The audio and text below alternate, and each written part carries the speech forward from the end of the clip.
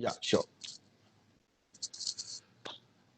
So we have with us today Mr. Mandeep Singh Puri, our past chairman and executive member ESC, Mr. V. Sagar, our chairman-elect, Mr. Dinesh Gupta, our executive member. We have with us Sharanya Lakshmi Kumaran, partner, Lakshmi Kumaran and Sridhan attorneys, and colleague Mr. Prashant Phillips, partner, Lakshmi Kumaran and Sridhan attorneys. Esteemed members, ladies and gentlemen, a very good afternoon to you all. And in an era where data has become the most crucial commodity, its economization has to be seen through the lens of users' right to privacy. In countries such as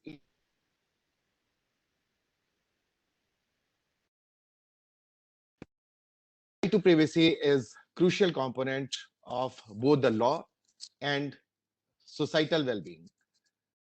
When compared to other democracies, India has the most number of internet users. Likewise, India has the most number of smartphone users, most number of people on Facebook, and the second highest number of Twitter users in the world.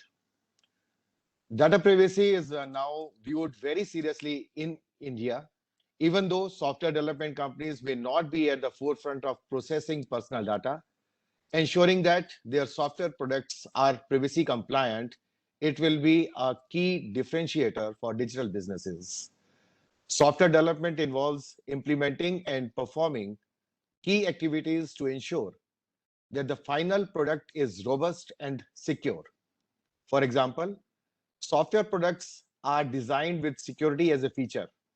With more and more businesses, both traditionally online as well as offline, now relying on data, the data privacy is also becoming a key design consideration during software development around the world. Legislation such as General Data Protection Regulation, GDPR, and now the Personal Data Protection PDP Bill 2019, which is expected to pass this year, will now require that software platforms adhere to the core privacy principles. Non-conformance with the privacy obligations will result in huge fines, but more importantly, will impact reputation and business of software development companies, considering that global as well as local laws are now defining what software platforms should and should not do while handling personal data. Friends, I will not dwell more on these subjects as we have very senior subject experts from Lakshmi Kumaran and Sridharan attorneys who will enrich us with their expertise on the subject. Let me introduce you and also welcome Ms. Sharanya Lakshmi Kumaran and Mr. Prashant Phillips, partners at Lakshmi Kumaran and Sridharan attorneys. Sharanya started her legal journey with Lakshmi Kumaran and Sridharan in the year 2007. She started her practice in intellectual property and has experience in drafting patent applications, mapping patent claims, plant variety protection laws, tax litigations in customs, excise, service tax, anti-dumping, VAT, and income tax, competition law, insolvency and bankruptcy law, IPR, and electricity laws. Very welcome, warm welcome to you, Sharanya, and thank you so much for being able to spare your time to interact with our members today. We have with us today Mr. Prashant Phillips. A very warm welcome to you, Prashant. Prashant is extensively involved in the design, patent prosecution, and patent litigation and related support practices. He is involved in drafting and prosecuting of design and patent applications. He has expertise in inventions related to software, telecommunication, electronics, and electrical engineering and wind energy. Prashant appears regularly for hearing before the Indian Patent Office for both patent and design matters. Very warm welcome to you, Prashant, as well, and we look forward to your presentations and your expert views on the subject. And as I can see, the list for attendees today who have registered, I can see quite a lot of ESC non-members companies from the IT fraternities have also joined. So let me very quickly brief you about the ESC. Electronics and Computer Software Export Promotion Council, as popularly we say ESC India, is committed to playing an important role in enhancing India's electronics and IT exports globally. As a bridge between government and private sector, ESC is also the implementing agency and registering authority for the software and electronics companies in India. We also implement various government schemes such as Market Access Initiative and Champion Services Sector Promotion Scheme, providing financial assistance to our members to enhance their outreach in the global markets. It is our pleasure to bring that more than 2,300 members are continuing to reap enormous benefits of business networking globally through several of the Council's initiatives. To highlight, one of the major benefits is to subsidize participation in international trade exhibition, focused commodity fairs, buyer-seller meets, under which the companies, Indian companies, are eligible to get almost 50% of their expenses on participation. Thank you so much for joining today. With these words, let me invite Mr. Mandeep Singh Puri to deliver his welcome address as well as share his insights on the subject. Mandeep is immediate past chairman ESC and currently executive board member of the council. With more than 30 years of experience as a successful IT entrepreneur, he is director Futuresoft and CEO Futuresoft India Private Limited, a boutique software company operating in key domains including retail, healthcare, ITES, and manufacturing, digital mobility, and robotics. He is among the leading exporters of software to different countries. A very warm welcome to you, Mandeep ji, and look forward to your welcome address. Over to you. Thank you so much. Right, thanks, Gurmeet, and thanks everyone for joining in. I'll just share my screen.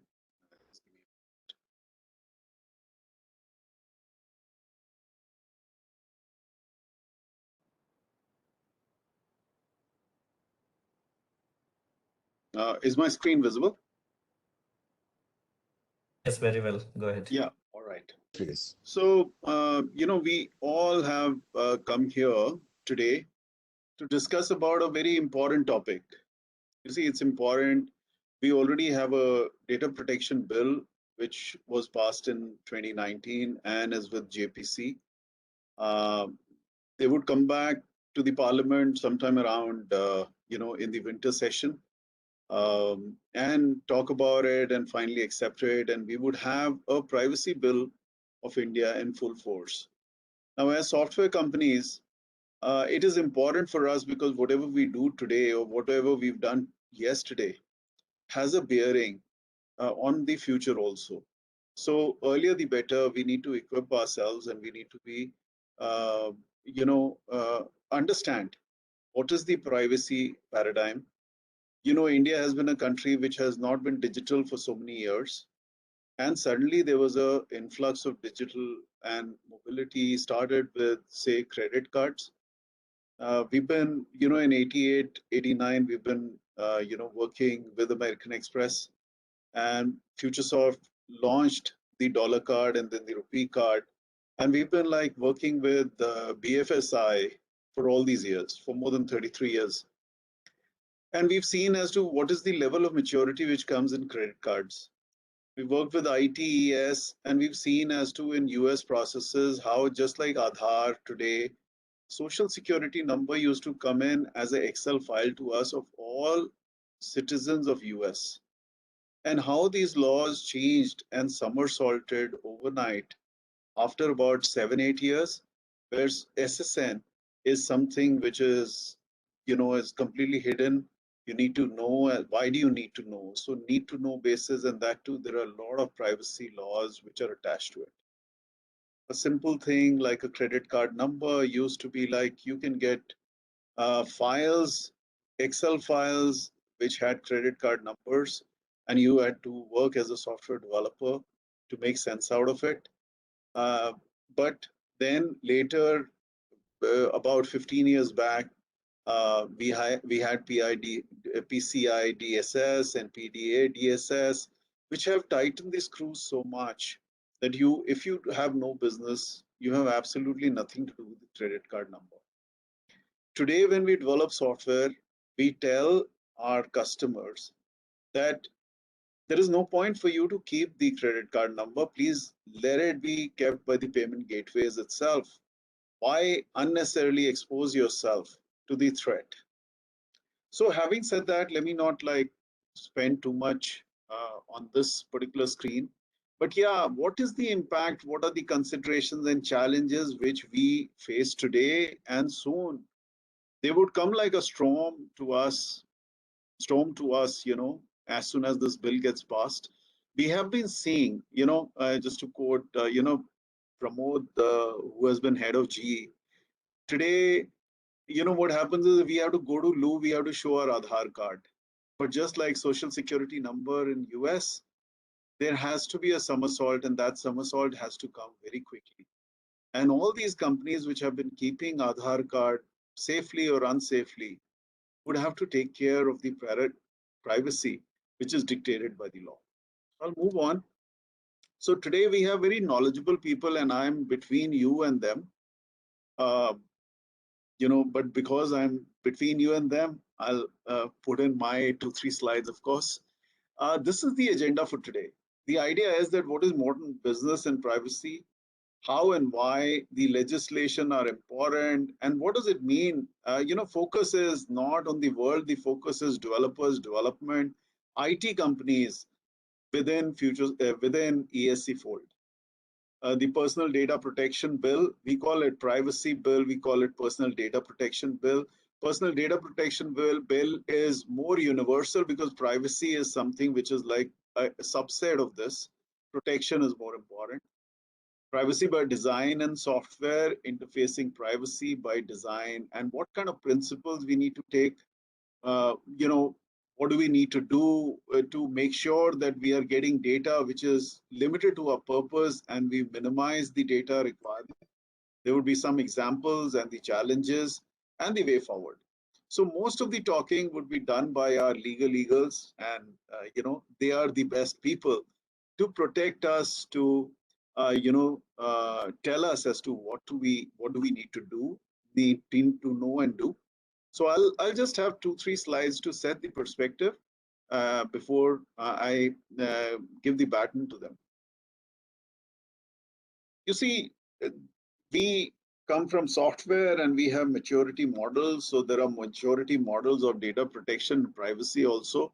I just wanted to get a little humor here and a little kind of a perspective. So I mean, the level 0 is more of oblivion. You're oblivious to it. It doesn't matter. I don't accept anybody's data. My website is open, anyone can come. My apps are open, anyone can come. I don't need anything from anyone. I don't care, So no protection at all. Life is cool.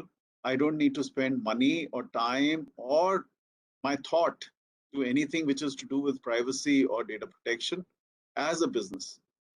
The next level is autopilot. Many of our companies are in autopilot, where we have the knowledge and the basic privacy processes in place. We would have a kind of a disclaimer on our website. When we submit apps to Google, Android, or iOS, they push us. They force us to do some privacy statement. They push us, they force us to do certain things. So whatever is their standard, we take care of that standard. We get to know a little bit because we don't close our eyes and adopt a standard. So we get to read a little bit and we find that, look, these guys are anyways the market leaders. They know what they are doing. We have to comply to it. Anyways, our app doesn't go to the market if we don't comply to it. So let's do it. This is an autopilot mode in which you can have your project manager or even your business lead taking a call without the management or the CEO getting involved. The third level is more defined level. You know that you are into this business, and given the kind of bloodbath which has been going on in press lately, so everyone is a knowledgeable person. So you have certain defined processes, journal data privacy, and that's what you would like to do if you are at level 3.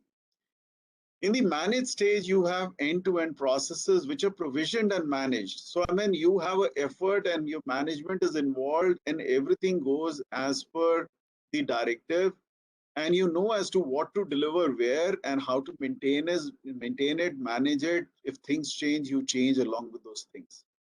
And the fifth level is, of course, the state of art, which is the excellence, that you not only manage those processes and you are good at it, but you excel at it, and you are also a trailblazer and you can be example to others. So I mean, these are the maturity levels. Let me move on. So as a software developer, uh, there are certain things which are very important, close to heart, and privacy by design, which is PBT, is very, very close to our heart. So here is my take on what is important as in privacy by design. So there are 7 principles which everyone is talking about. So I've given you my feel about those principles. A, we need to be proactive. Proactive means that privacy should be dovetailed from the very start. It is not something which I try to fix later. It is not an afterthought. It is not a remedial action which I try to do. We need to keep ourselves frugal. Frugal is a person who doesn't spend money. Okay, he's extremely frugal. Whatever is needed, only that is kept, and rest all is not needed. Ask, keep, protect minimum data, and destroy whenever your use is done, so that you do not expose yourself to any of these vicious things which we would be talking about today. It's non-negotiable. You see, whenever required, sacrificing the functionality and functional features to privacy is correct. It is mandatory. If this is something which privacy does not allow me to do, I don't even walk that path. It is non-negotiable. We need to understand that if this is the way the privacy laws and privacy needs to be handled, this is the way in which we would go. Finally, the fourth part is core to business. My privacy is the centerpiece. You would have seen that ad of Grohe or something where there is this lady which comes with a faucet. Faucet is what we call a tap. And she goes to an architect and puts the faucet on the table and says, construct the house around it. Pretty amusing ad. If I had time, I would have pulled that in. Precisely. Privacy is that faucet or that tap which is being kept on the table. As software developers, as businesses, we have to build and construct our business and software around it. Can't help it. This is the way things are. It is core to our business. It is core to our design. It is core to our architecture, which we do. The next one is cradle to grave. You see, you've taken care of all that, but as soon as the data germinates in your app and it dies off with your app, you have to make sure and you have to plan the whole end-to-end protection and for the full life cycle of data. So cradle to grave is a nice acronym which we can give to this full life cycle thing, that I am responsible from cradle to grave of the data which I'm accepting from the users. The next one is predictability. You've kept the data. You cannot hide the data. You have to tell people as to what is your policy, and this policy has to be universal in nature, and you cannot be if else but, I'll tell it to him, not to him, and so on and so forth. You can't have policies you may have policies which are different, but the least common denominator has to be conforming to the laws. It's non-negotiable. Predictable. So data privacy policies must be declared. They need to be transparent to users. You cannot have your policy and you cannot produce the policy whenever you are asked to. You are supposed to declare your policy. So it's like a broadcast of your privacy policy. And finally, it has to be user-centric. User is the king. The data belongs to user. If till the time you enjoy the consent of the user, you can keep the data safe, keep the data. As soon as the consent is gone, you have to remove the data. And mind you, this is very tough. This is easy to say, but believe me, when we take backups every day and those backups go to like multiple servers, we don't even know which server has what backup and where is that privacy data which is going in. If the user says that remove this data, it's impossible for me. That's because I kept the data 2 years back, and 3 times a day I'm backing up this data and I don't even know where all this data is. So the idea is that we have to construct and architect and do privacy by design. If we keep the data along with other things not segregated, we would end up in a big mess when the customer says, forget me. Okay, I'll move on. So here's a small video. I don't know if you can hear the sound. So, I mean, this is a little bit of an ad thing to take care of my time, which I'm spending here. So, I mean, we do secure coding, and that's something which is pretty important. So you need to remember this name, futuresoft.in, and come here and give us more work. Yeah. So that's all I had for today. So I'll hand over back to Gurmeet so that he can invite, the next speaker. Thanks a lot. Thank you so much, Mandeep ji. I think all of us would agree that it's a need to consider, all software companies and our IT members needs to consider privacy at the initial design stages and throughout the complete development process of new products, processes, or services that involve processing personal data. So it's very important, and with the laws being given, so we have with subject experts with us.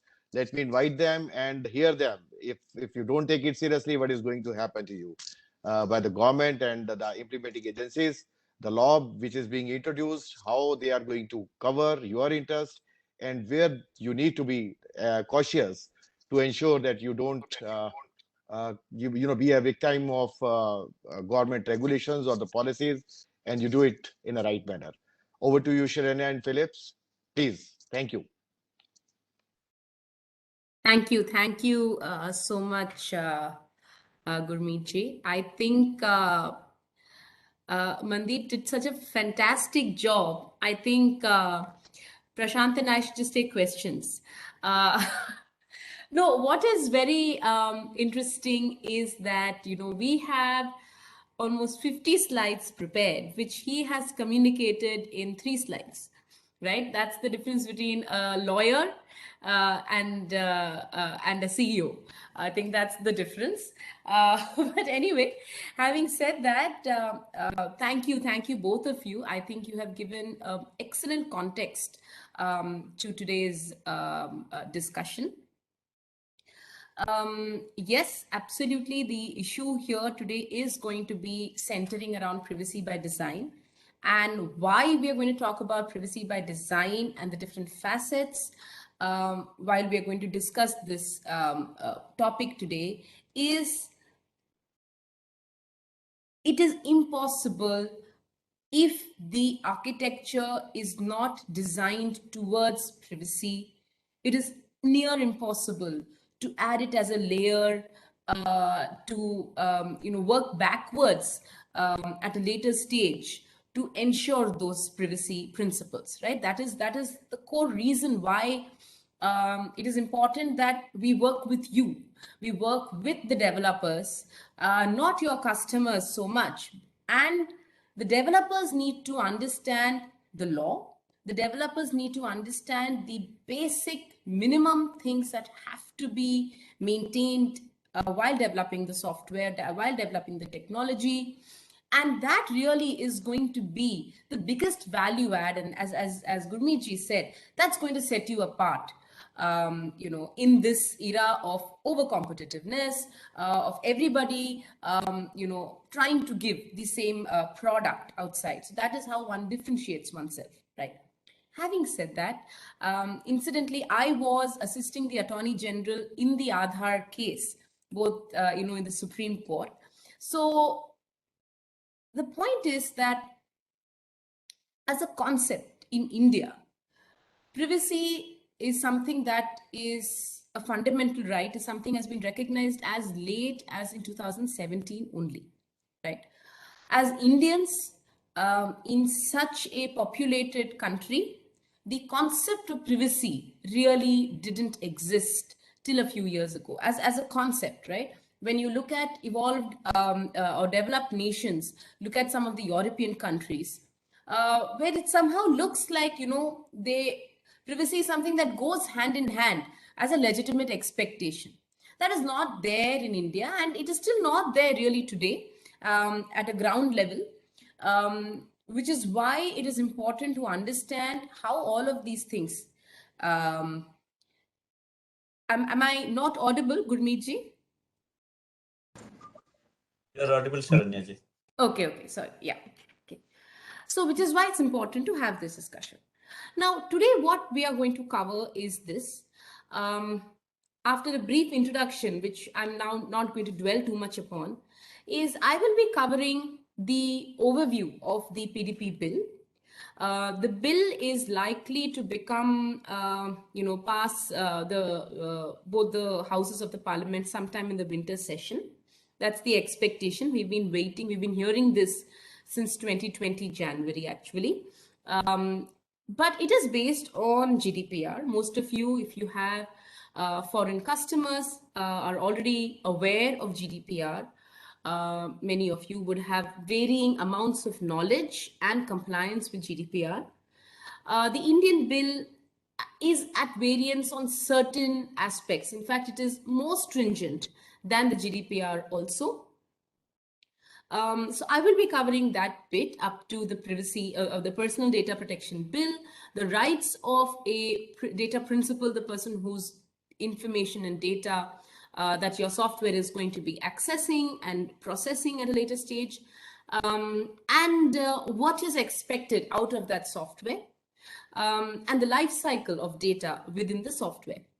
Prashant, after that, will be following up with actual examples, actual issues on the ground level in the software industry. So that's how we have sort of bifurcated this. Now, when we talk about modern businesses and privacy, where all are we going to be handling data, right?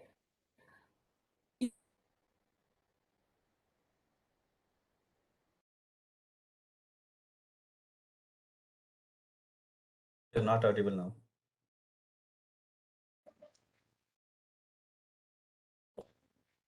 Ma'am, you are on mute. We can't hear you.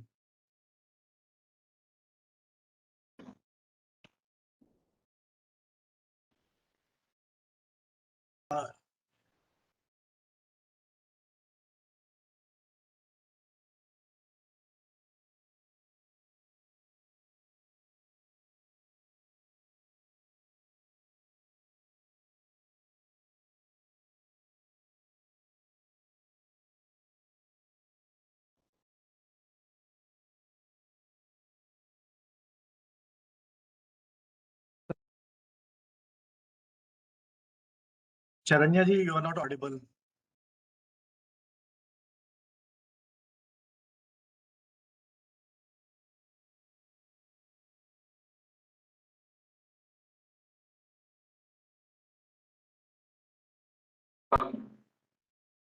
Hello, good afternoon, everyone. So I'll just sort of fill in for Sharanya for some time before she gains connectivity.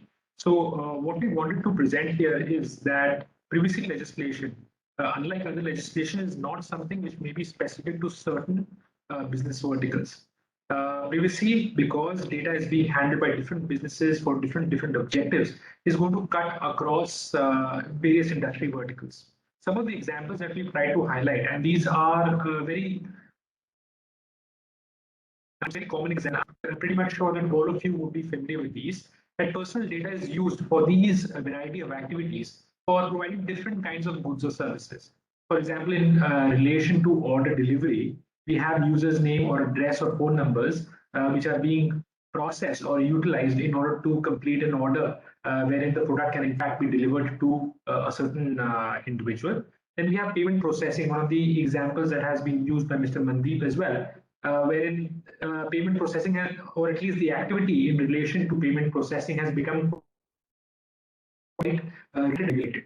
But other than that, there are also other types of personal information which are regularly used for different purposes like marketing or provided targeted marketing, and also curated searches in terms of different products that may be offered to a user. And such kind of a determination is typically made based on a browsing history or based on certain personal information which a service provider or a platform may have in fact processed to provide specific curated search results. So all the above activities, as one would appreciate, are in fact industry or sector agnostic, and therefore the impact of the privacy legislation would also cut across different all the different industry verticals. Then we would want to at least touch upon the different or the nature of the impact which such a privacy legislation is likely to have on businesses. First of all, that it is a common misconception that software platforms or businesses. Hi, Sharanya, are you back? Yes, I'm back, but I'll start. You can finish this bit. I'll start. No, you can. I just started, so you can begin. It's not an issue. Thanks. Yeah. Okay. Sorry, some glitch with my laptop. So yes, so continuing from where Prashant was saying, so the nature and extent of the impact of the PDP bill that we are going to see is that it is going to impact all businesses which collect, retain, or process data in any way, right? You are going to be covered. Then it will be applicable even for platforms which don't analyze data, because the definition of the term processing under the PDP bill is very, very wide. So therefore, that is going to add many, many layers and many, many more people who are likely to fall under the net, right? Again, digital platforms who are offering goods and services through the platforms, they will be covered. And so therefore, there has to be a change in the technical architecture and the infrastructure of the software itself, right?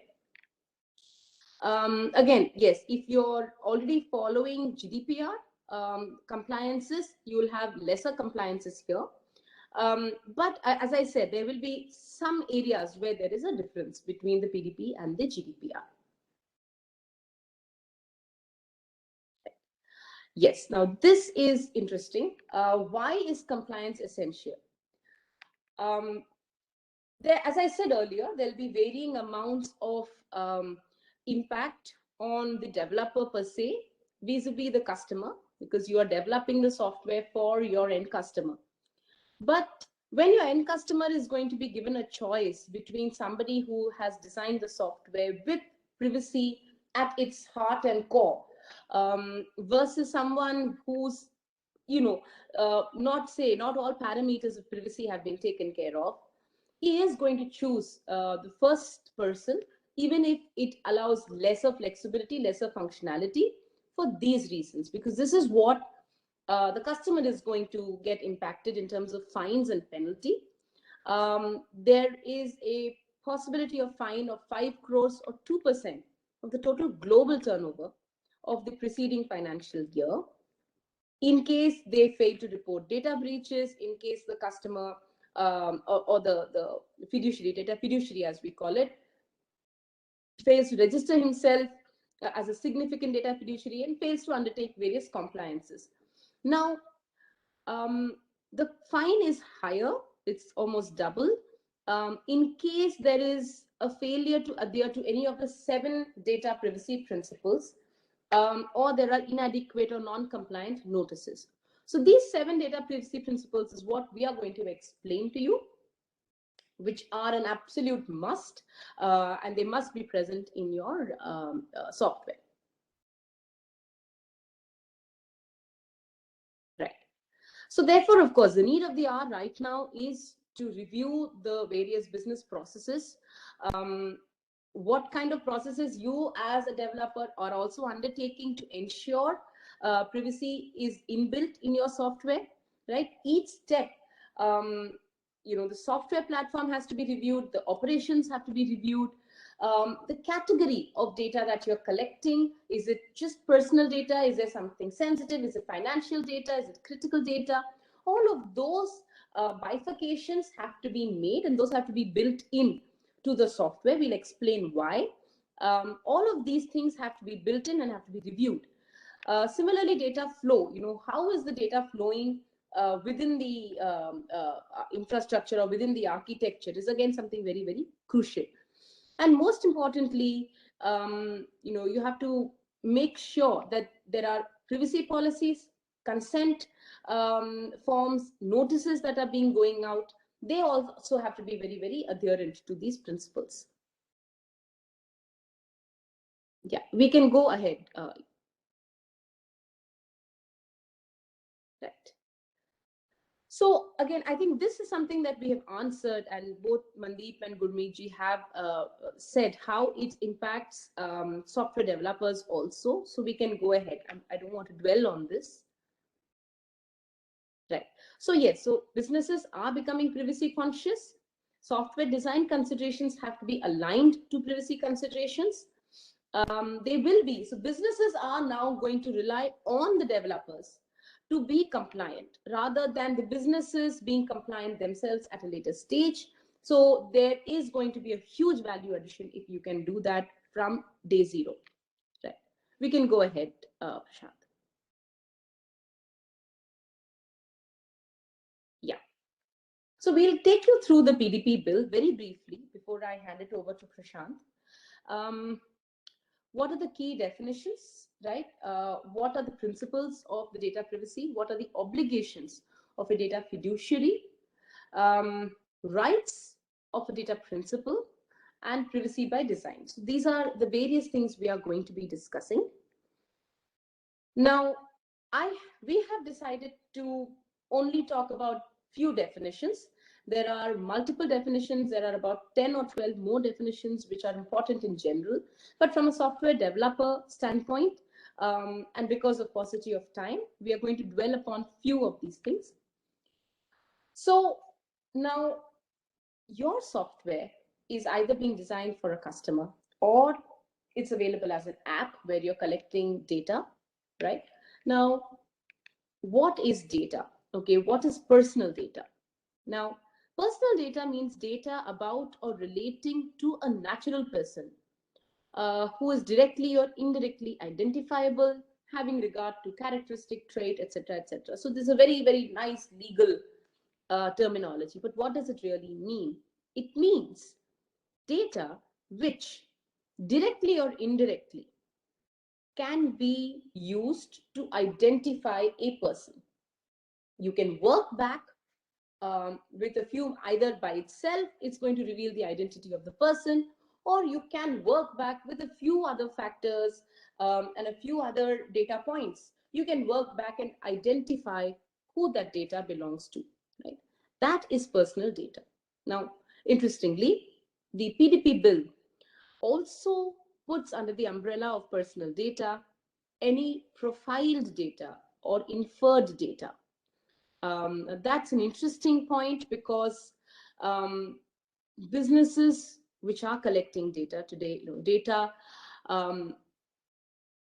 is oil. Some people are saying data is water, but the point is data is money, right? Data can give us so much information. So it's important to understand what is the information that we are seeking from the customer, how much has he consented to give, what has he allowed us to do with that data? Because under the Indian definition, even inferences that you draw from personal data will be treated as personal data. Why am I stressing on this? The minute the software or the business is collecting, processing, or even grazing, touching on the sidelines, is touching personal data, the obligations of the PDP bill do get triggered, right? And the obligations are staggering. If you're an Indian business not already exposed to GDPR, the obligations are staggering, right? Now we'll come to processing. Now, this is what I said. The term processing is very wide. The whole idea is to cover as many people as possible within the ambit of the term processing. And I'm just going to read it out and you'll see how broad it is, right? So processing means an operation or a set of operations performed on personal data and may include operations such as collection, recording, organization. structuring, storage, adaptation, alteration, retrieval, use, alignment, combination, indexing, disclosure by transmission, dissemination, or otherwise making available, restriction, erasure, or destruction. All of these things, these processes are going to be treated as processing of personal data, right? We can go to the next slide, Prashant.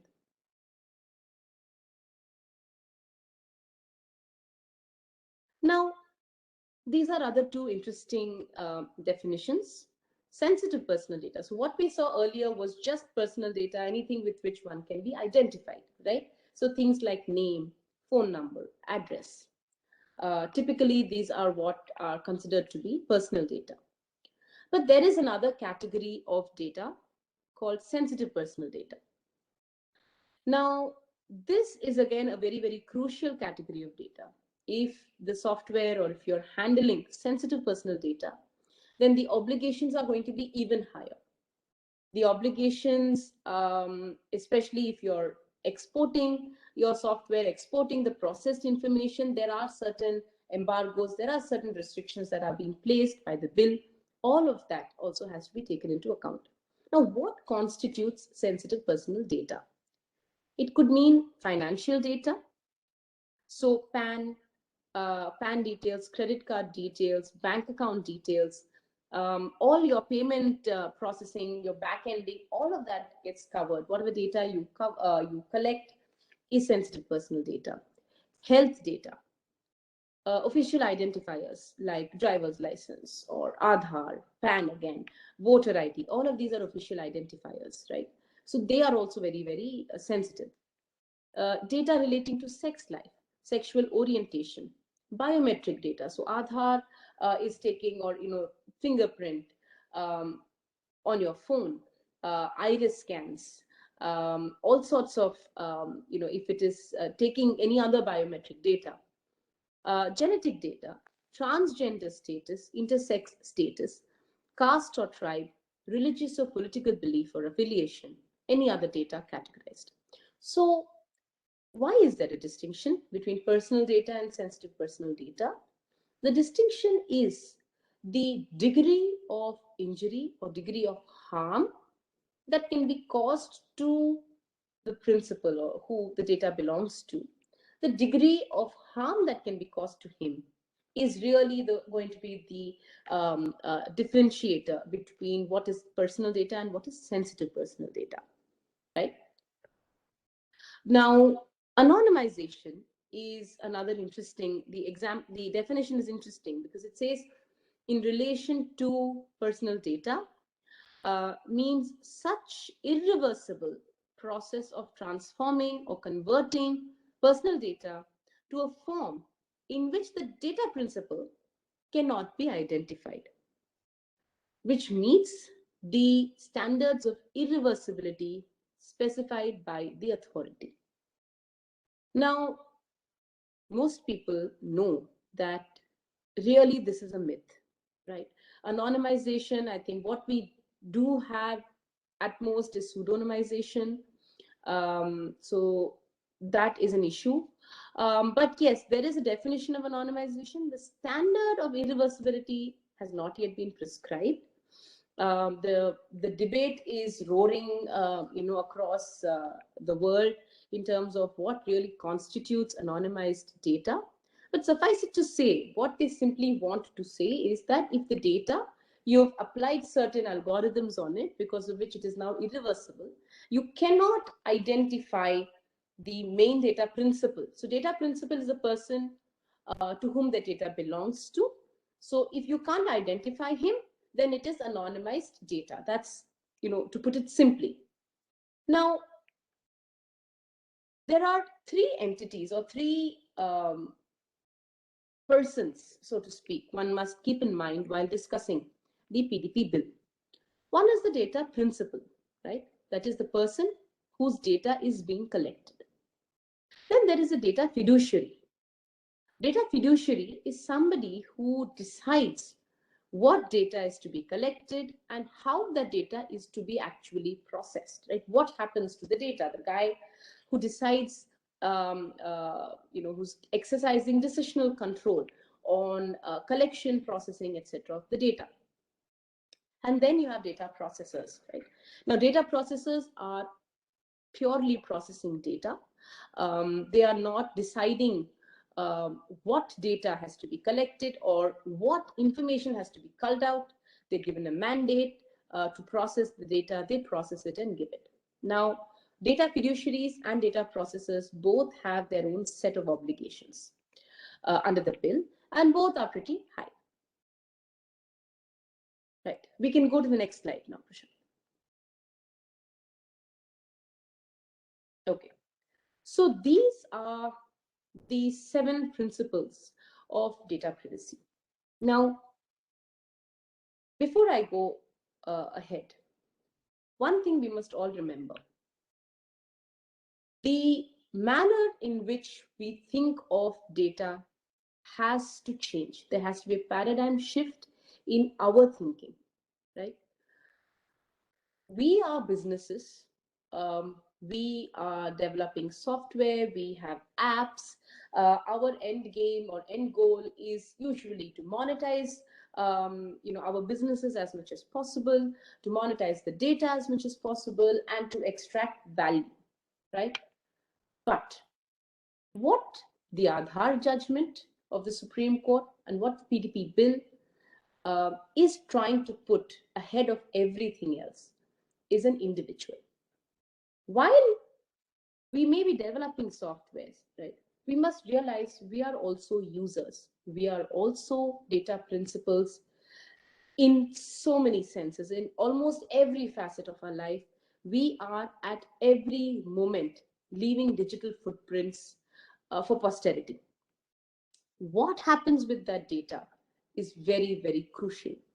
Who is handling that data is very, very crucial. The harm, the injury that can be caused to me because of a breach in the software or breach in the system is tremendous, and it can be horrifying at times. So one must therefore entirely change the way one looks at privacy. Keep the data principle at the core. Keep privacy of the data principle at the core and put it on an altar and worship it. Worship privacy. Why? Because our privacy is at stake. Any one person who doesn't believe in privacy is jeopardizing personal liberties of people. So we must have that change. We must go towards that mindset where we say, yes, an individual's privacy is going to be at the forefront of every decision we take, of however we are going to build the software, or however we're going to build or design the architecture or the infrastructure, right? Now, the key principles of data protection, the 7 principles are: first is lawfulness, fairness, and transparency. Means there has to be a reason why somebody's data has to be taken away from him. It could be in the case of income tax. There is a PAN card that is being, where your data is being taken. There is a law providing for a PAN card to be generated, for the PAN card to be presented for certain transactions. The law has to be, the reason has to be fair, and it has to be transparent. Now, when we talk about developers, software developers, or customers, or private players, then that lawful principle is going to flow from the contract. So the contract with the data principle has to be lawful. It has to be fair. It has to be very transparent and upfront right in the beginning that, hey, this is the information I'm going to take from you. This is the reason. So if, for example, I'm on a food delivery app, there is absolutely no reason why the food delivery app should ask me for, say, my PAN number or some other information, say my passport or my voter ID card or where I went yesterday. So those things are not required. It is not required to provide that service. But you have to be very transparent upfront about it in the contract itself. Purpose limitation. Again, what is the purpose for which the data is being sought? What all data is being collected? Is that sufficient, or are you trying to, or your customer, is he trying to seek or collate more data than what is required? If that is the situation, you must say no. I am not going to build in these extra lines. I'm not going to build it in because you have not told me how it is going to build in to the purpose limitation. And it is going to jeopardize you, right? That is really the value add you are going to give to your customers, and you yourself need to maintain. Data minimization, again, only collect that amount of data that is required and only use. So purpose is use the data only for that purpose.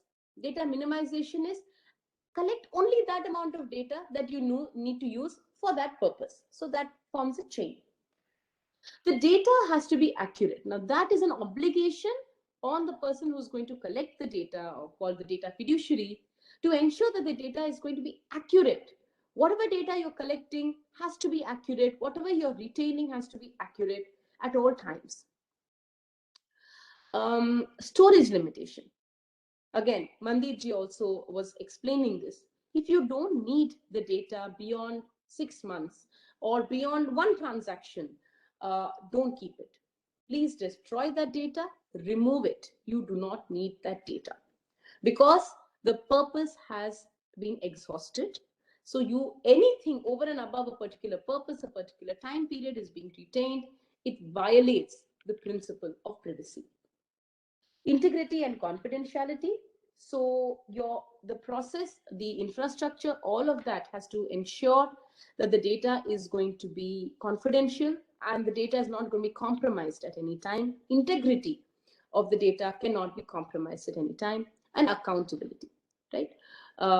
Who is now going to be accountable to ensure that the data of a principal that is being collected is going to be protected at all times.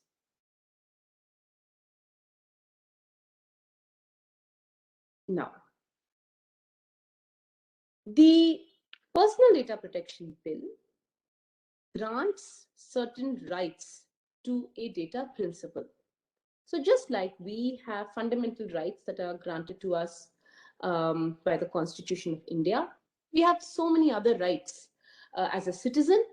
One of the rights that now is being given to us, to the data principal, these are called rights of a data principal, and they are classified as 4 rights, 4 buckets. Now, why am I talking about this? We're talking about this because your software, your app, your architecture or infrastructure has to be designed around these 4 rights of a data principal. If your architecture is not designed towards this, then his right, these 4 rights of his become meaningless. And if his rights become meaningless, there is a flaw in your software, right? So first is right to confirmation and access. It is a right of the data principal to come to the data fiduciary and ask and confirm whether the data that has been parted by him. First, he wants access to his data. You will have to give him access to that data. He will want to confirm if the data has been used for the specified purpose only. You will have to have systems, checks and balances, processes in place to give him that answer, right? You cannot at a later stage after 2 months say, you know what, I took your data, I really don't know what happened with it. Can't do that. So this has to be built in. And again, this is not something that you can reverse engineer and build back, because you'll always have a gap. So this has to be a bottom up. It has to be, again, a core principle. Right to correction and erasure. Now, he can come to you and ask, you know, this is the spelling of my name, or this is my address, or this is my phone number, or blah, blah, blah. I want to make sure that what is available on your system is the correct version. So you must give him access to that. If he wants to erase his data, you have to give him that right to erase his data. Then there is right to data portability. Now, this is interesting because what it effectively tells or gives a right to the data principal is he can come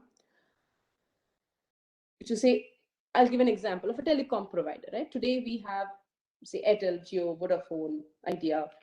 So he can go up to a service provider, or let's take Flipkart, Amazon, Snapdeal, whoever.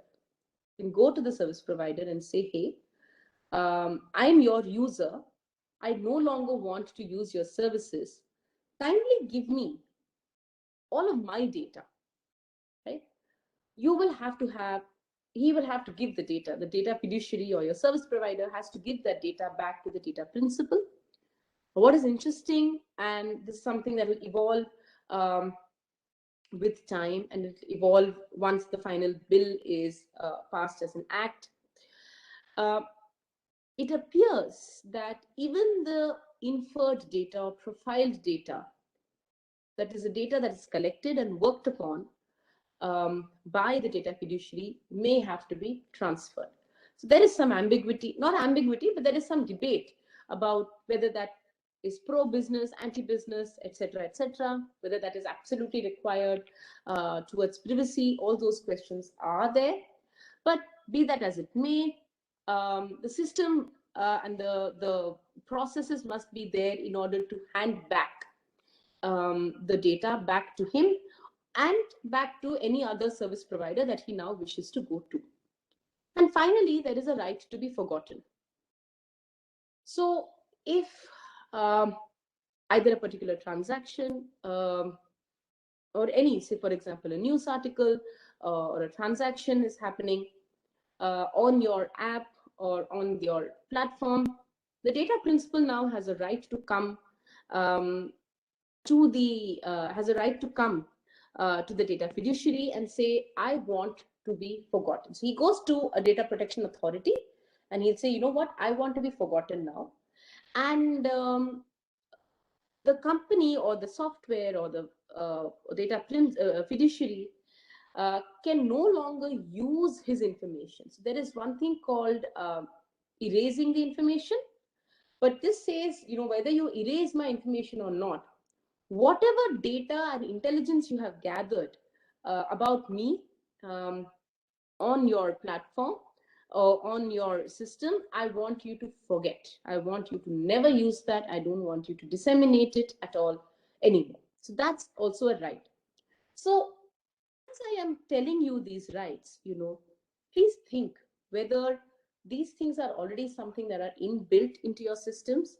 If not, start having processes in place right now where you can ensure that tomorrow when a data principal comes to you, you can give him this information.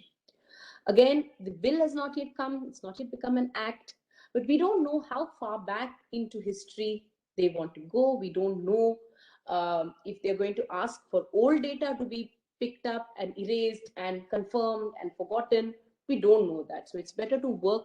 If you're already not working on these lines, please start ensuring that these are core principles and core functionalities that are there in your software. Yeah, we can go to the next slide now, Prashant.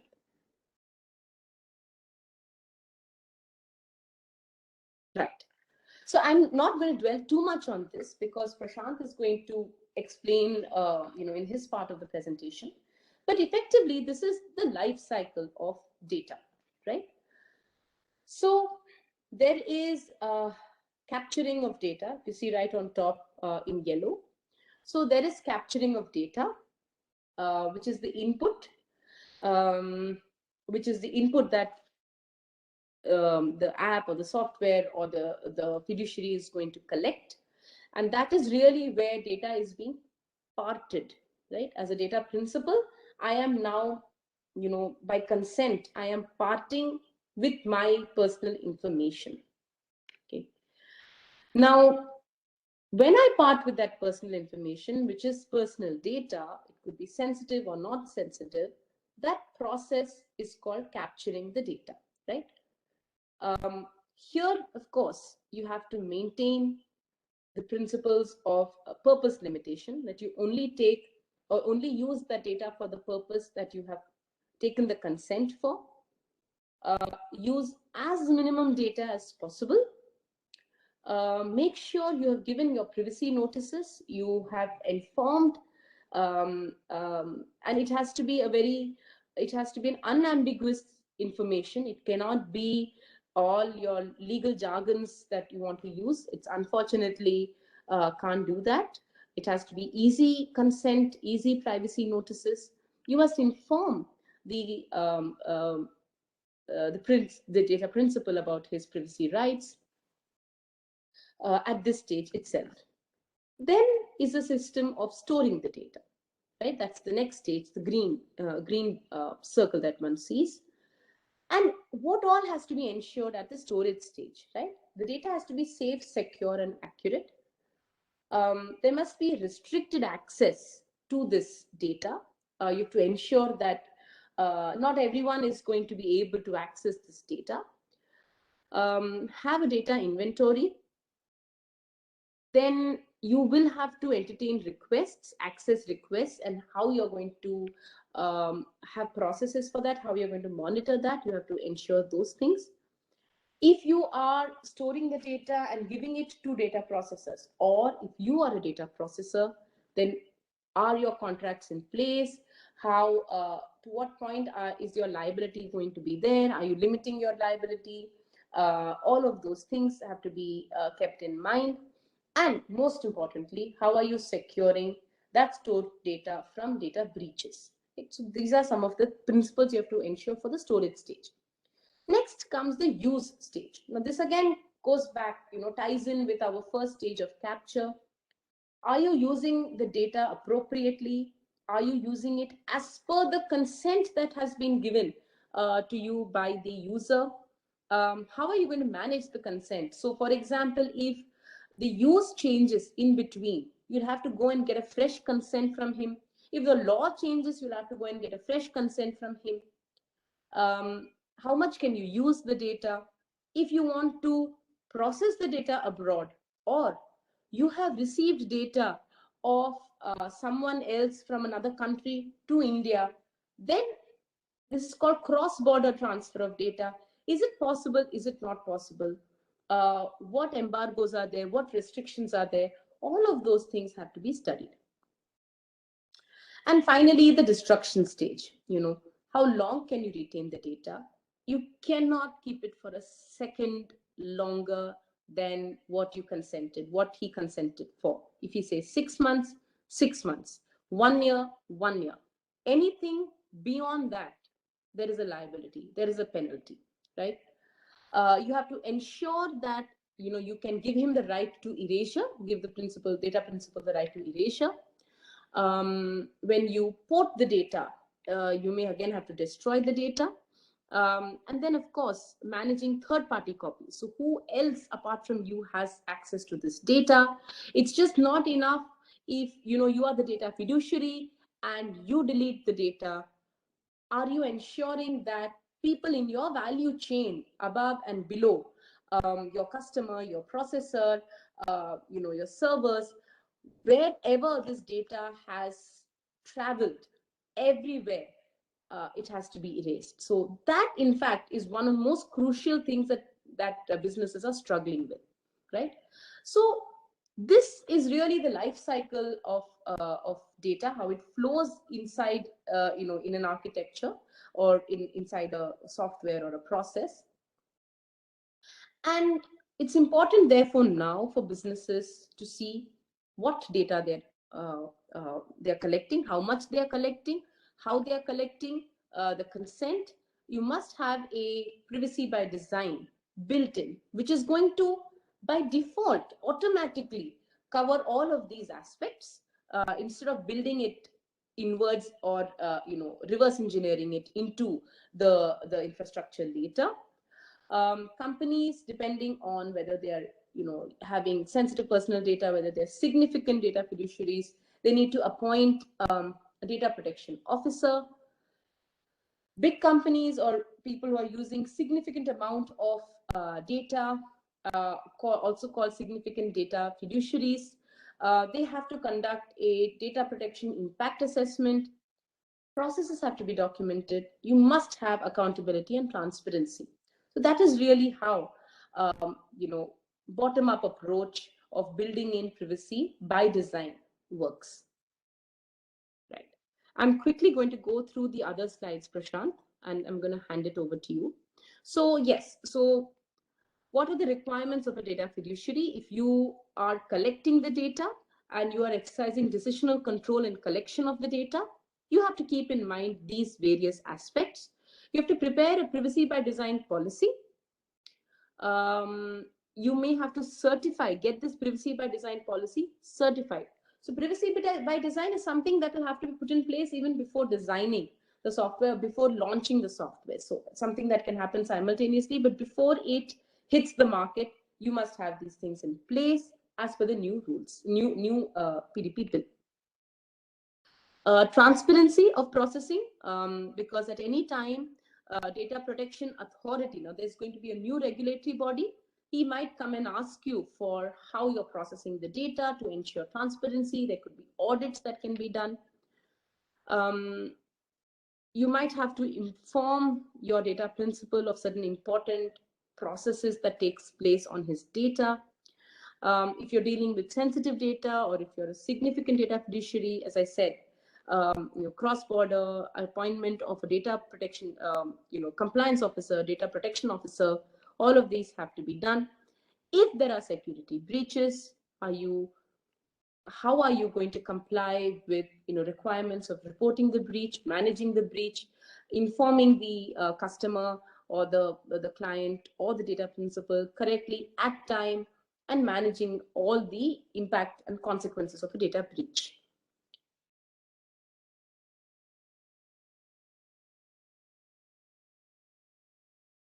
Yeah, the privacy by design, I think we've discussed this enough.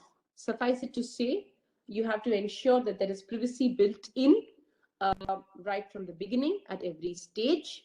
There has to be intentionality regarding privacy management. So as I said, behavior, mindset change, or as to what we look at, how we are going to look at an individual and his data, and we have to worship the data, and it's very, very sacred. That is the mindset we have to drill into ourselves. Only then are you going to be really honestly doing and sincerely doing a privacy by design policy.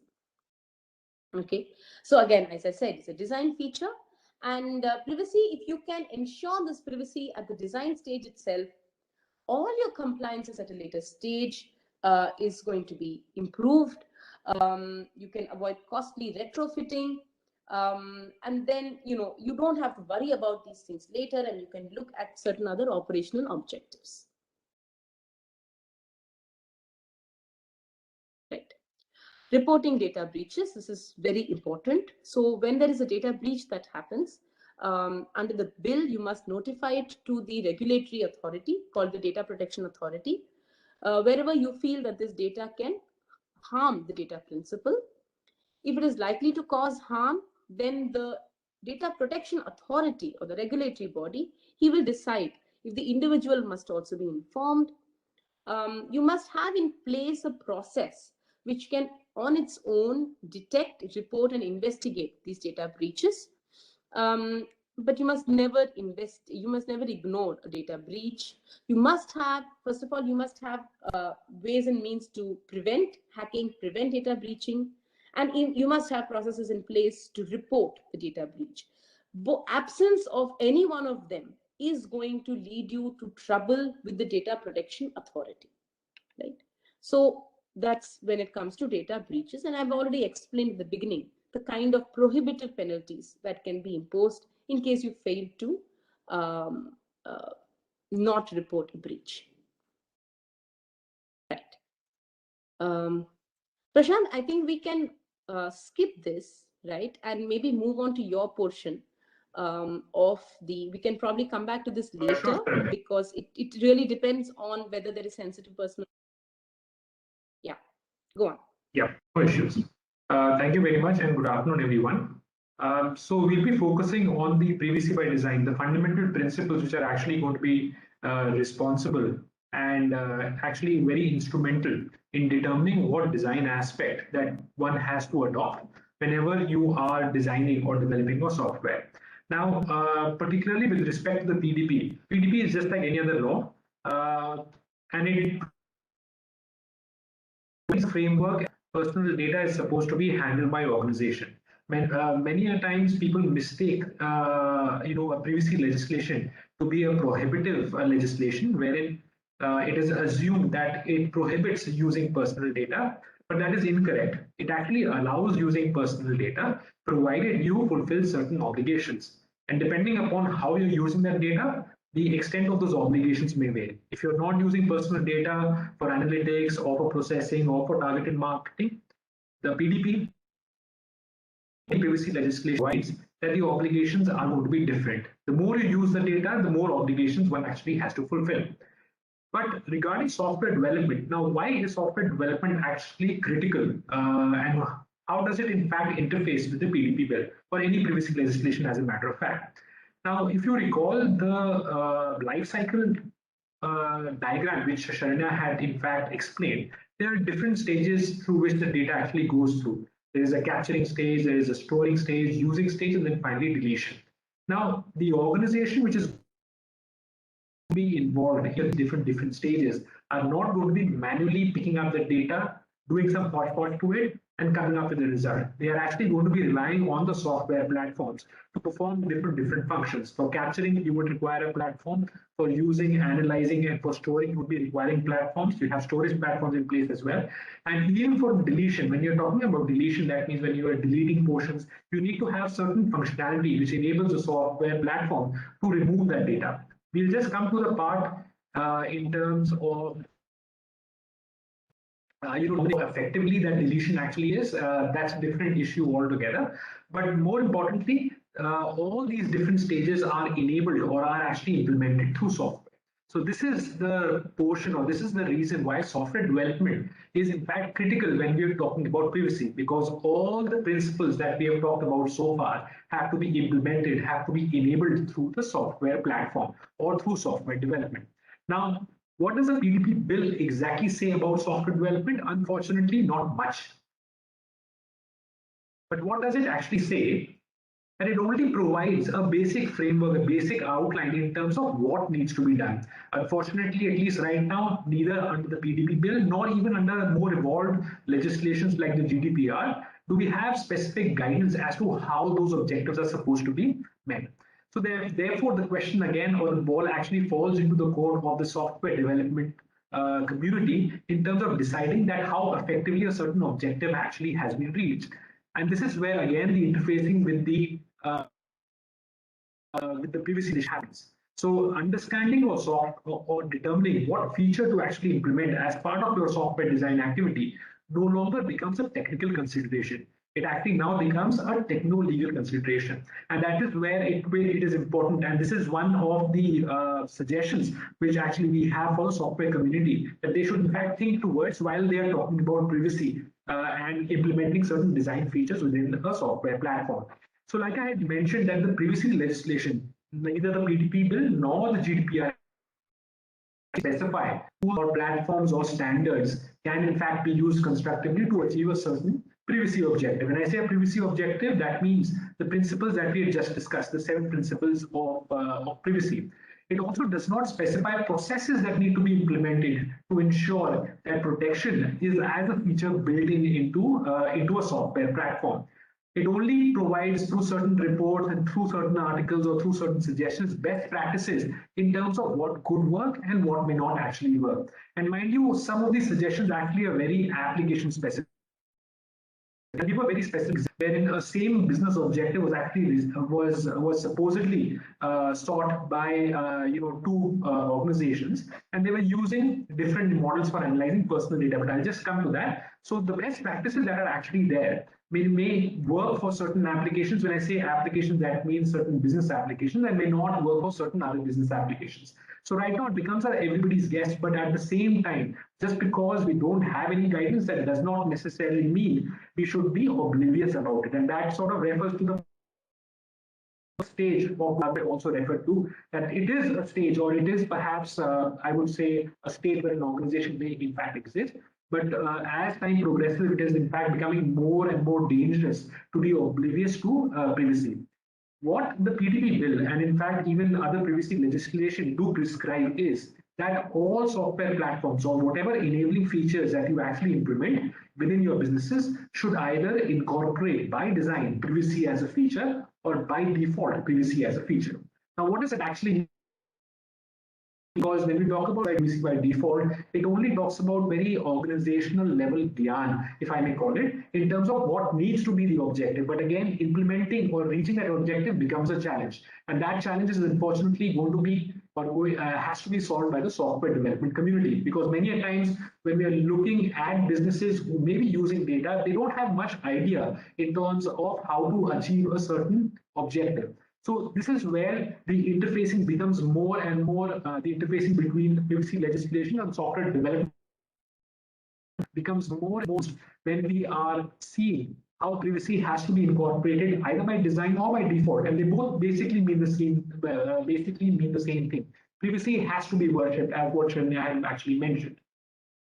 So what is privacy by design? So it is a methodology to ensure that privacy is considered and upheld at each and every stage of processing. Again, these stages of processing are the same data life cycle that we'd actually discussed.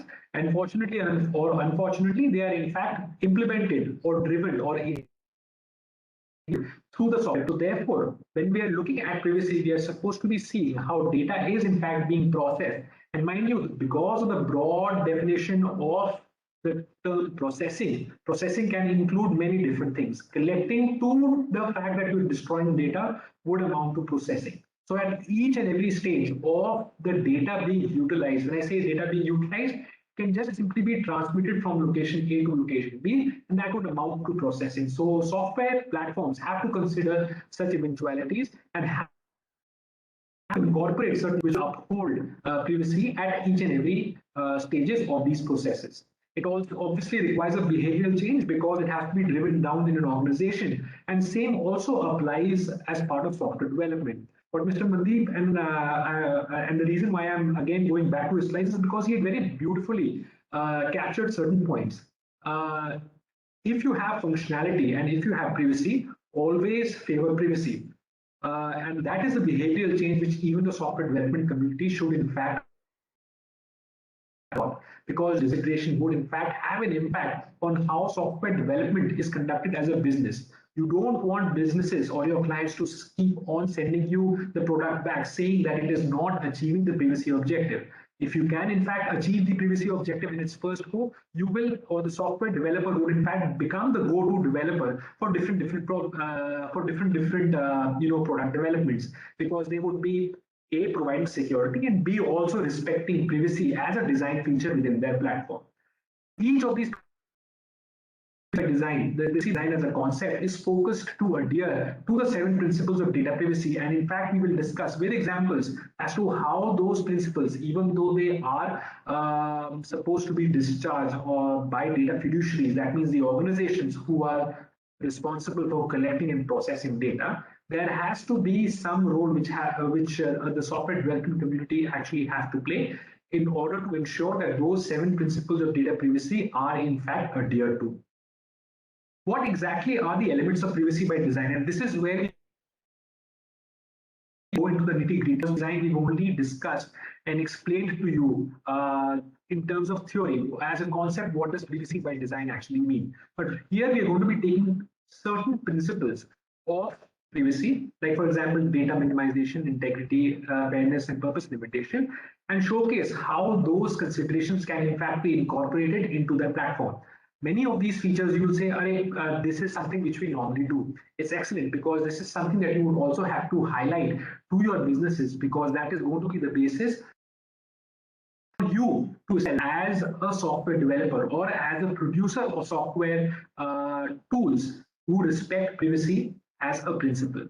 So most of the principles have to be adhered to the organizations, but as such, the enablement has to be something which has to be built in or inculcated by the software development community while they are designing and while they are creating their software tools. So the first principle that I will focus on is data minimization.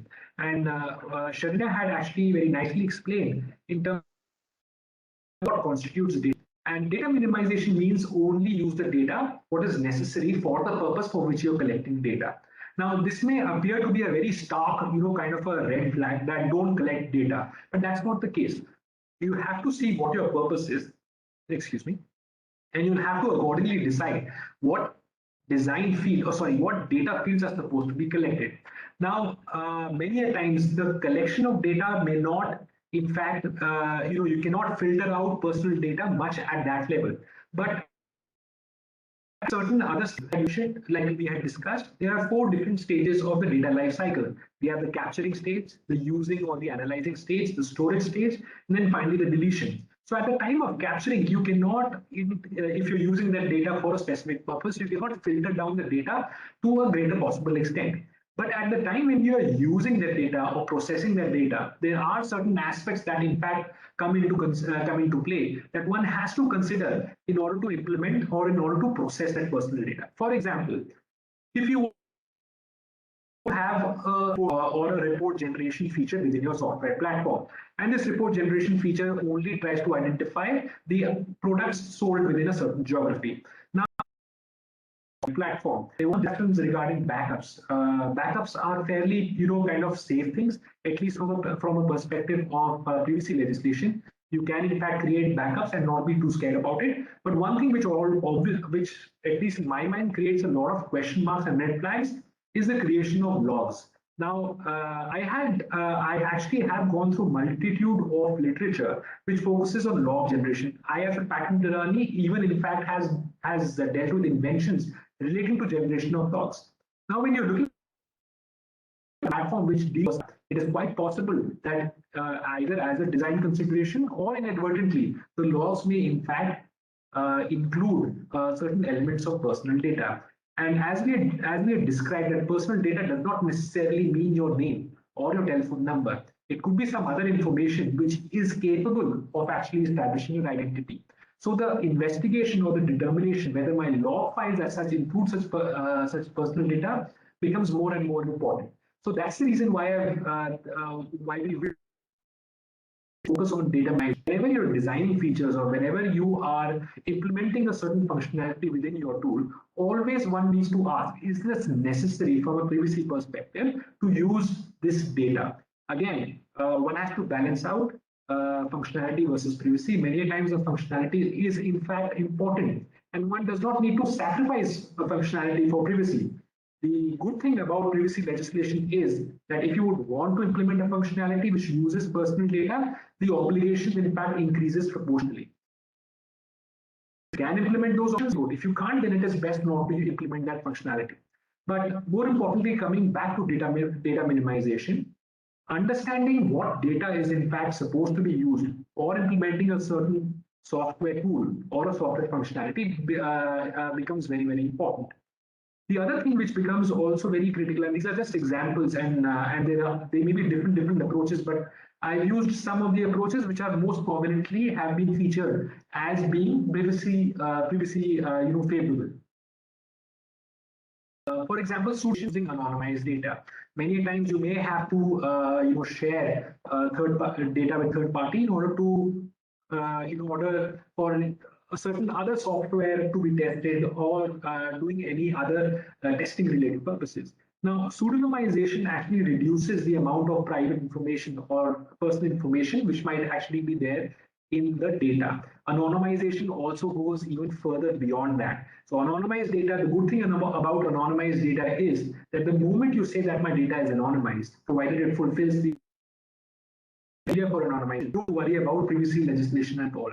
So you can do anything, virtually anything with anonymized data without worrying about privacy legislation. So if you can use, or if the software platform in order to implement a functionality can in fact use the anonymized data as opposed to the personal data, then it incorporates as a design element privacy. By default, the software functionality would be respecting privacy. Why? Because it is using anonymized information, or it doesn't use the personal data fields only use the non-elements in order to conduct certain functions. So all these things, a number of the other things may in fact have to be considered, and it becomes important. And these cannot be listed exhaustively. It all depends upon what functionality in fact you are implementing, and accordingly those considerations may have to be tweaked. So, but the exemplary, I would say, instances that are actually provided here, in fact, would go a long way in order to ensure that your software platform is by design privacy. And also uses, I would say, a lot of headache for your client, because additional compliances with respect to those features would also proportionally get reduced, or else they would have to necessarily take consent, and if the individual have to selectively deactivate or activate certain functions for certain customers who may be using that the software platform. So a lot of things could in fact be solved by first of all determining what needs to be done, how it needs to be done, and accordingly use only minimal amounts of data for implementing or achieving that. One example, and this is again a very simple example, and I would in fact give a more complicated example later down the presentation. So here we have a bookshop who wanted to add to their revenue by selling their books online. In addition to selling physical books, they also want to sell e-books. Now, in order to, so they come to a software developer and they say that I want now a software platform which will enable me to, to do this. And the software developer would in fact ask them, what do you want to collect? Through their own traditional understanding of their businesses, the bookshop, or from whatever they may have actually heard from others, the bookshop owner may say that I want to collect all information, like for example, the customer's name, their date of birth, their phone number, their email address, their home address, because you would require some of these informations to conduct their business. So, and the bookshop also wants to sell ebooks. Now, the software platform goes ahead and gives them a platform, or the software goes and gives them a platform, now request or order books, provided you give these informations. Now, the purpose limitation actually will have to dictate, or will in fact dictate, what information should in fact be incorporated into the, into the software platform. So, for this specific example, how to implement privacy, how would privacy be a design element? You need to ask, or the software developer also needs to ask perhaps the business owner, that do you require the date of birth of an individual or your prospective customer? Do you require the name of this? Do you require if you are only delivering an ebook? Because all of these questions will have different answers, and accordingly then the software development platform would in fact then ensure that only certain specific information is gathered for the customers at the time when the customer seeks to make a purchase from the bookseller. And you may be saying that e-commerce platform don't do this, but e-commerce platform have a lot of other things that they actually do, and it becomes a very complicated example. But at least you'll see right now that most of the consideration I have been made and is at the time of design itself. At the time of design, you will in fact decide that okay, I need to in fact use the date of birth. I do in fact don't need to use the date of birth. I do not in fact require the name of spouse. And I do definitely do not require the address if the customer is ordering any ebook. I just require the name and perhaps their email address onto which their ebook would in fact be delivered. So all these different information or all these considerations made at this time before the designing of would in fact enable the software developer to understand what exactly is required from a certain business and accordingly implement privacy specific features, particularly in this context, data minimization into the platform itself. And mind you, right now we're not talking about any anonymization, we're not talking about any pseudonymization, because those actually have a layer of complexity and always they have a layer of subjectivity to it. Like what Karina had mentioned, anonymization, right now the standard is not set, and anything or it isn't whether it is truly anonymized. So deciding what data fields to in fact use would automatically make your system, because you're only selecting minimal amounts of information to achieve that business project, business objective would incorporate within your software platform a privacy perspective. We here again have another example, and this is something which is closer to what one would actually see more often than not. We have a lot of different courier services which interface with e-commerce platforms. Now you see that every version, and but the question still remains that is your information safe? That is more from a security perspective, but from a privacy perspective, what consideration does such businesses actually have to make at the time of designing their software platform? Now here the product delivery service or the courier service, it wants to assess their delivery routes in order to further optimize their delivery times or reduce the fuel consumption, or in fact, increase perhaps the extent of their business reach within a certain region. Now, in order to reach this objective, they need data, and obviously, a lot of personal data may in fact be required, because you would have to see employee data, like for example that of the drivers, as well as the customer address, because you want to have street specific information to decide whether additional shipping fees, for example, needs to be provided for certain locations. And it can be for any product delivery service. We're not looking at any specific products, but depending upon what needs to be done, one needs to consider what specific design considerations I need to actually make while I use my platform. So here, personal data may in fact be required, perhaps more than what we had discussed in conjunction with the previous example. So here in certain instances, an address may in fact be required, and name of certain individuals may in fact be required for different purposes. So while understanding the route optimization, one may in fact have to then consider anonymized data or pseudonymized data. So here we are going in fact one level more in terms of by whenever I need to make any assessment, whenever I need to achieve any business objective. And mind you, it is very much possible that a business tries to add another dimension to their business vertical, and they can't just keep on taking consent every now and then. One has to at least try to see how effectively the personal data can in fact be used with the same set of information or with the same set of permissions that have in fact been provided by the individuals to the businesses. So using of anonymized data and pseudonymized data in fact relieves the obligatory burden. When you're using anonymized data, then in fact the obligatory burden gets reduced to a very drastic extent. And many a times a lot of, I would say, analytics, not personal specific analytics, but location specific analytics or business specific analytics can in fact be done purely based on anonymized data. One can also use aggregated data, and aggregated data is slightly on the borderline. Why? Because it may use certain profile information. Here also one actually has to see whether the aggregated information that you are in fact going to be processed for making this, whether I need to invest further in this area for increasing my personnel strength. That aggregated data may be in fact profile data. And as what we had discussed for personal data, profile data is also something which is included within the definition of personal data. So there also one has to be specifically careful in terms of stepping back and asking themselves this question, that whether this type of data is in fact personal data or not, or whether if I am supposed to be using the data, do I have the necessary consent from the user at an early stage. And you can in fact then at this point of time inform it to your client, and that the engagement with the client in fact will become stronger and stronger. But more importantly, the takeaway from this example is that many a times understanding what I need to do with that data would involve also understanding what can be done with that data. If I can use that data without using the personal aspects of it, if I can use anonymized data, then well and good.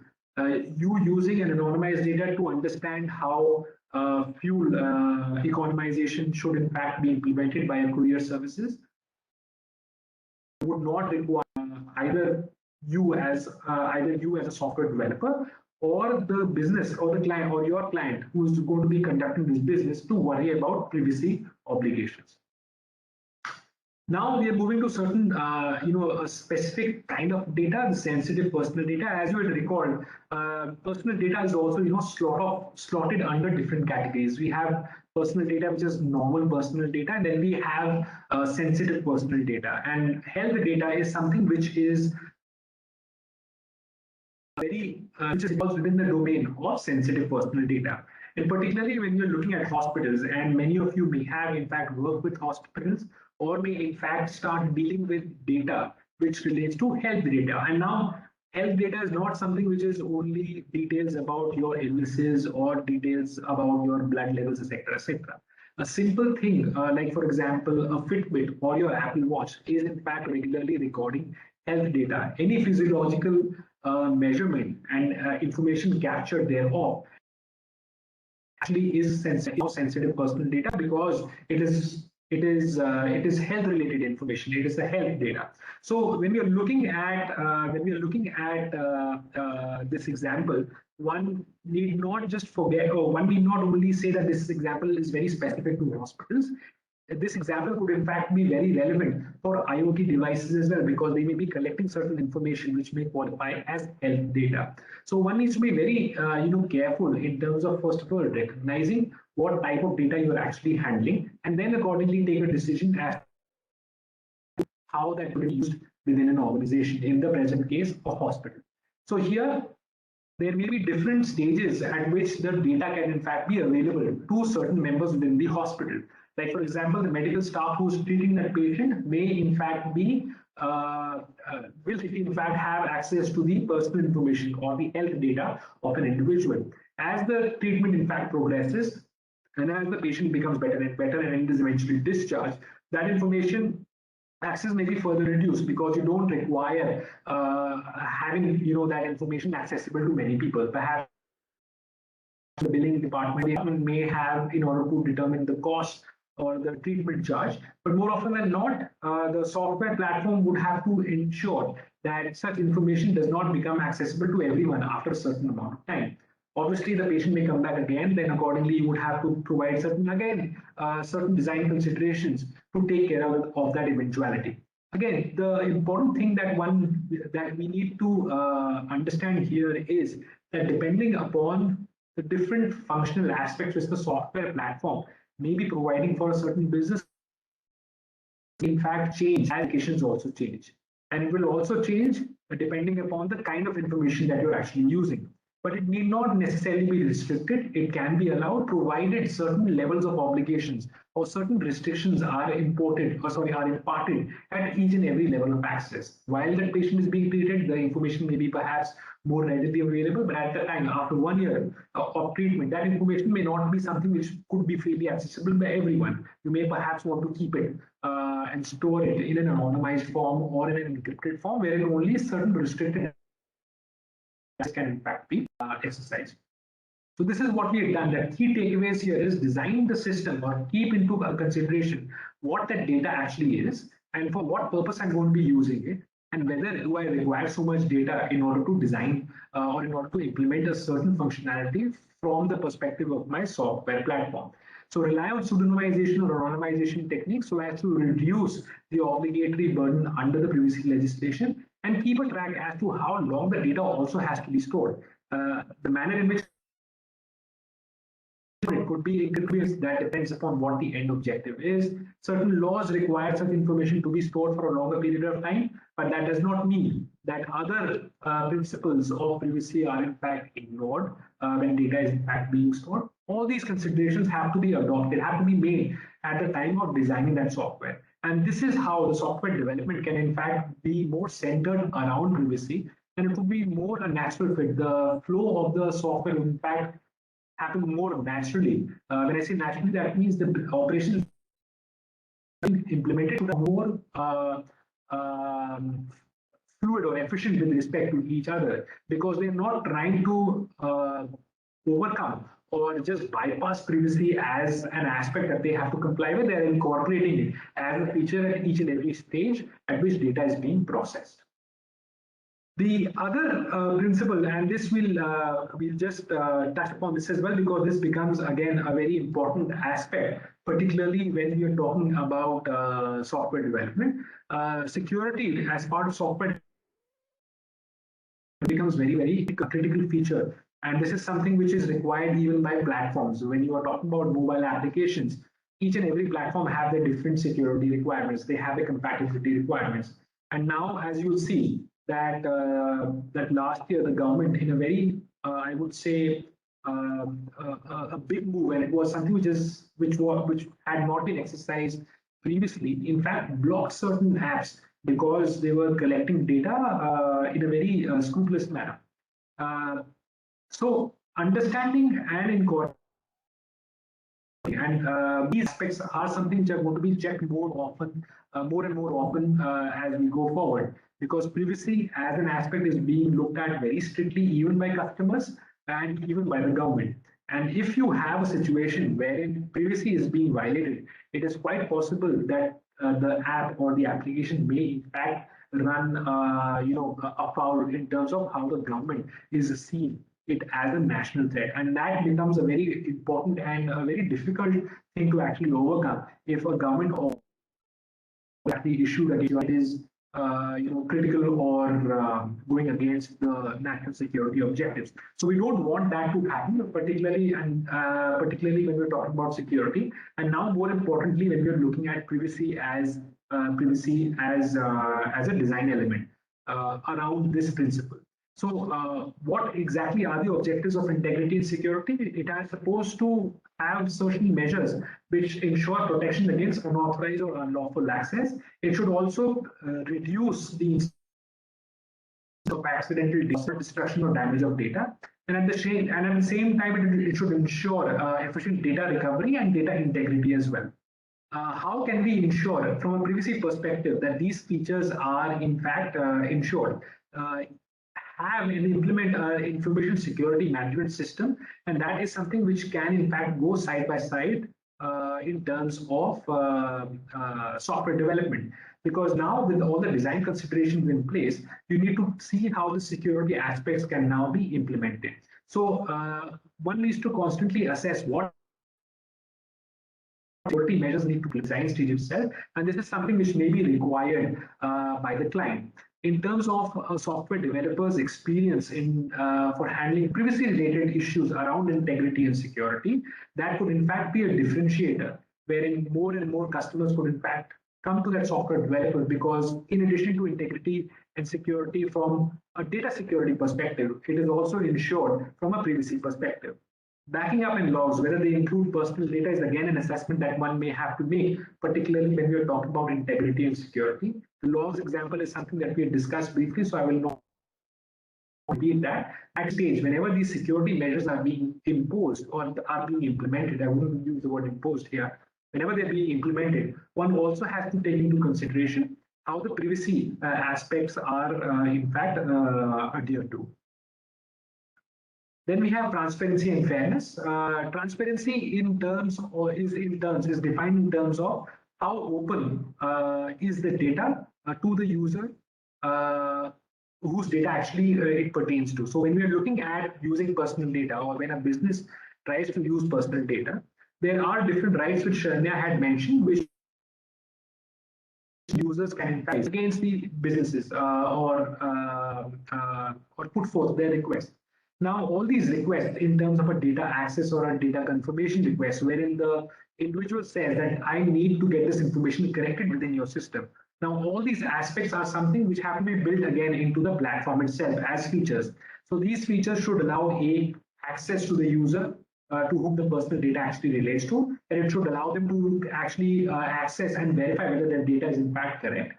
And in case if there is an error in that data, it should also allow a certain correction to be made to that data, so that the integrity or the correct information is. So all these aspects or all these rights are something which have to be enabled through the software platform itself, and that is what will actually ensure transparency.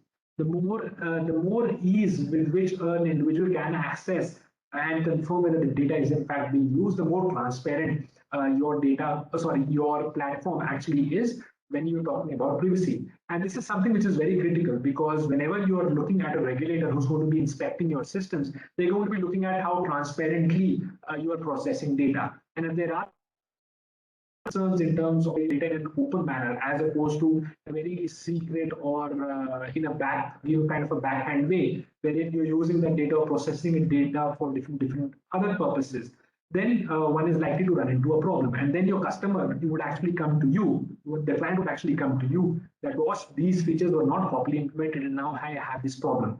So we do not want that situation to actually happen. And then finally, we have purpose limitation, because the purpose limitation goes hand in hand with the legal lawful basis. Purpose is the purpose for which the personal data is in fact being collected. And this is something which is which sort of also is complementary to the data minimization, because for a given purpose, you would require only a certain quantities or certain types of data fields. You wouldn't want all the data for a very small or insignificant purpose. So the purpose limitation actually goes hand in hand with all the other obligations, all the other 7 principles of, the 6 principles of data. And that one has to, in fact, keep an eye on whenever they're implementing different functionalities. Is it running contrary to the purpose which is supposed to be communicated to the individuals, or which has been communicated to the individuals? Because either of these circumstances would entail either getting a fresh consent or not implementing that functionality. And for digital businesses, an additional functionality could in fact further your success as a software platform. So tying the data, tying the other considerations around software design and development with purpose limitation also contributes to the privacy by design,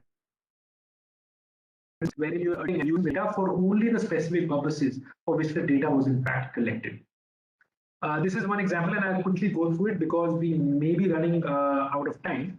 So here we have a CRM, or a customer relationship management product, which uses all this kind of information for conducting all these different business activities, calling up, offering different services through emails or through phones, marketing campaigns which may be directed specifically to certain specific users. All of these activities are being performed by the CRM, this customer relationship management product that we're talking about. Now, whenever we are trying to build such a system, one also has to see what exactly is the purpose for which your customer or your client would in fact be using it. And all the different functionalities which are going to be implemented by your products should necessarily be dictated by that purpose. It shouldn't be that just because you want to provide certain add-on features, certain additional features, we overstep, or the software development actually oversteps the intended purpose. If it has to overstep, then it has to be refreshed, or different other obligations would in fact have to be conducted. If one is a specific type of a data fiduciary or a specific type of business, one may in fact have to conduct an impact assessment if these additional features are supposed to be implemented. But by and large, the takeaway that we would want, or the learning that we would want from such examples are that whenever we are talking about additional features or value additions, these value additions in terms of functionalities have to be aligned to the purpose which the customer would have in fact in mind, while requiring this kind of a product or a tool from the software developer. So this is something that we've just discussed. So that I'll just quickly go through. Certain challenges definitely would be there. Economic considerations are there. Many a times people foresee or at least think that this would increase the cost in product development. In certain cases, it may in fact because with so much data operations for conducting a certain business objective. So again, it's not purely a yes or no answer, wherein considering these different obligations or these different privacy of your design in your software platform would increase cost. And at the same time, more cost investments for achieving compliance again may not be necessary, because we have to keep in mind the purpose, we have to keep in mind the data minimization. And these two principles would in fact dictate how much compliance or what is the extent of compliance obligation that would impact be. Just because it is using a lot of money for getting compliance and they're doing a top-down level kind of an assessment, it is not necessarily the same would has to be done for a certain other business, because again, like I mentioned, the purpose and the data minimization would dictate the extent of obligations that would be required for a business. And from that perspective, the software developer, in fact, has to be very receptive about determining what exactly is required in order to achieve the purpose which has been communicated to the public or to the customers. Newer technologies are also posing additional challenges, because when we're talking about things, we have different sensors, and these sensors may be capturing data and a variety of different data, and as such they may not be possible to ensure filters in terms of what data is in fact being captured. And more importantly, we have a lot of IoT devices which are being imported into the country, and then allowing your system to in fact interface with the IoT devices becomes more and more important, because you will have to leverage your utilization of these of whatever data that the IoT device is actually capturing. Easily what your purpose. Artificial intelligence as well. We have a lot of AI development which is actually happening for various business intelligence, for various other objectives.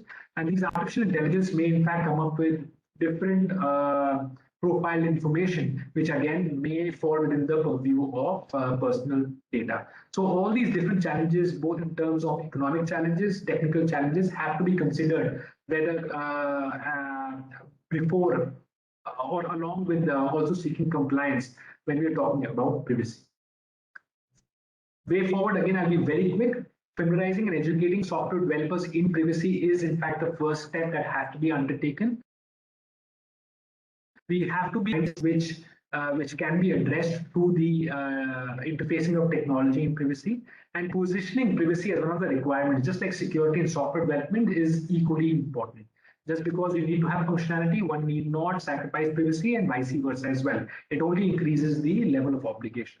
So with that, I will just end, and thank you very much. And I apologize if I've overshot my time allotment. We can take up the questions right now. Thank you. Yes, we open the floor for the question answer session. Hello, can you hear me? Yes. My name is Sudhir Amin, and I'm from Laminar Aviation Infotech based in Bangalore. I have a question regarding the legal framework surrounding the Data Protection Act, as to what is the framework that is available to ensure implementation of this act, and secondly, how do I seek redressal in case there's any violation of the act, and regarding international transactions, as to which laws would prevail in case there is a breach of this act. Prashant, you want to take that? Maybe deal with the current IT Act, and I can add if you want later. Sure. So under the current legislative framework, the privacy as a concept is falling within the purview of the Information Technology Act. The Information Technology Act has its accompanying rules. One of them is processing of sensitive personal information rules. Now, the SPDI rules, as they are called, provide a framework which requires businesses handling personal data to undertake certain obligations. I'll just generally name those obligations, because what those obligations actually are quite detailed. So one of the first obligations is a notice requirement. That means businesses collecting personal data should necessarily inform the individuals as to what the data is in fact being collected or required from them. If the information is sensitive personal data, then you also require consent. In addition to these two requirements, there is again a purpose to process that data for the purpose that you have collected. Before sharing that data, you have to take permission of the individuals. And I say sharing, that means sharing with a third party. And if you are sending the sensitive information outside India, then again you would have to specifically ensure two things: that you have permission and that the jurisdiction that you are sending to also ensures a certain minimum level of protection for that kind of information. If there is a violation, there is no automatic redressal mechanism. Unfortunately, under the Information Technology Act, the redressal mechanism gets triggered only if there is a breach. If there is a breach, then only a further post-mortem analysis is to see whether all these obligations were in fact met or not. But this is something which stands to get changed very drastically under the PDP bill, wherein if these obligations are not complied with, any one of those obligations, even if there is a data breach or not, the individuals or the regulatory authority can in fact take action and impose fines and penalties under the proposed legislation. So I hope this answers your question. But in case if you have any follow-up question, we'll be more than happy to take it up. I have a follow-up question. Is there going to be a separate authority to ensure implementation of this and provide redressal for anybody who seeks it? Yes. Sharanya, would you like? There is going. Yeah, I'll take it. Thanks, Prashant. So there is going to be a new authority. Just like you have the telecom authority, just like you have the competition authority, you are going to have a data protection authority. There is, process mentioned as to who it will be, somebody with a technical background, somebody from the bureaucracy, etc. And there is a proper regulatory body that will be now overseeing this aspect. Redressal, any harm that is caused, any breach that has happened will have to be notified there. In case if there is a breach, in case you want redressal, then we go to the Data Protection Authority for any kind of redressal, and he'll be deciding the claims, etc. That will go to the DPA. Further question is regarding is there going to be special court or tribunal or something like that to decide on these cases, or it would be the normal courts who will be deciding? Right. So as of now, there isn't much clarity whether they will form a tribunal or not. Right. There is a mechanism in the Act itself, which gives, that it goes to the DPA, and then there is some appellate mechanism that is there that will get built in. Unfortunately, I don't know if a tribunal will be constituted, also because given the fact that the present government dispensation is not pro-tribunalization. They are trying to merge as many tribunals as possible. Having said that, it is possible that it might be put to some other specialized tribunal. So either a consumer protection authority or another competition authority. There is some talk because there is some overlap between consumer protection, competition, etc.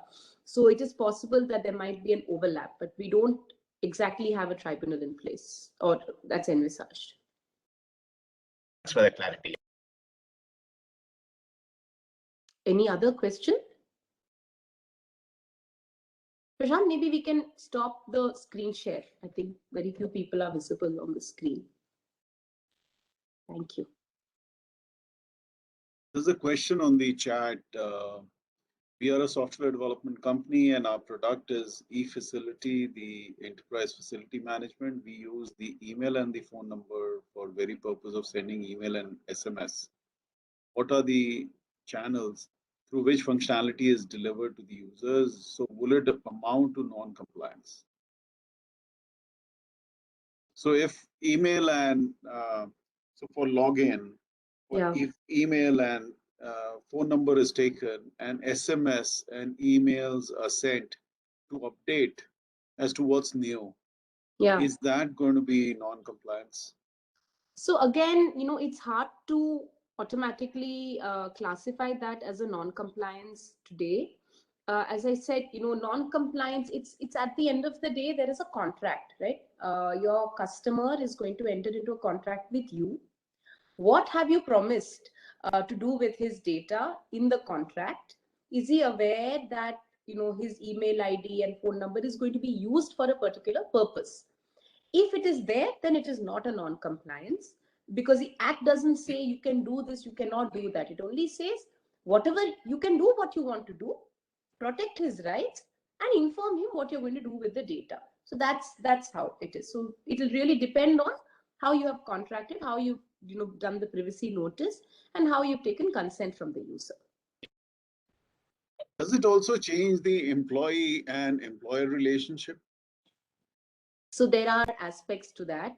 When it comes to employer-employee relationship, there is an exemption, right? So an employer can, collect some certain amounts of data, some categories of data from the employee, as long as it is in relation to the employment or to the activity that the employee is doing in this thing.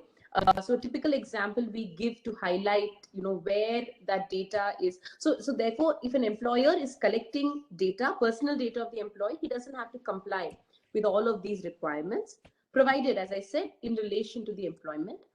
But an example I can tell you which we are all, already many organizations are doing, is say health insurance, right? So you take details of the employee, but you also take details of their spouse, children, dependents, etc. So there you can have a doubt whether taking, and it's sensitive data, right? You're going to be taking health data. It's called sensitive personal data, and assuming you are a subsidiary company, or you are exporting, or either you have a subsidiary outside, or there is cross-border transfer of this data, of employee data, employee sensitive data, and his spouse or family data, then you're going to have a problem. So like that, there are certain situations where the exemption will not apply. Right. I think there was a question on the chat box which I did want to address, which was on the territoriality. It said that, what territory does it really apply to? Prashant, do you want to take that question? Which territory the act applies to? So here is where one of the differences actually is there between the GDPR as the Indian legislation, the proposed legislation. So the focus is not only in terms of the territory, but it also sort of extends in many ways beyond the territories of India. Now, the first and foremost, obviously, the processing which is covered under the Act focuses on information that is collected, disclosed, or otherwise processed within the territory of India. Then we have another set of information, or another set of focus areas, that if you have a company or if you have any business which is targeting certain services or certain products to customers based out of India, then again those companies have to adhere to the principles as outlined under the PDP there. So it definitely says that whatever data is pertinent to individuals here in data, if it, in India, if it is being collected or processed, would be falling within the purview of this Act. Plus, when we're looking at who would be obligated to comply with the different obligations, it would be companies based here in India. It would also apply on companies outside India who are targeting goods or services to individuals based out of India.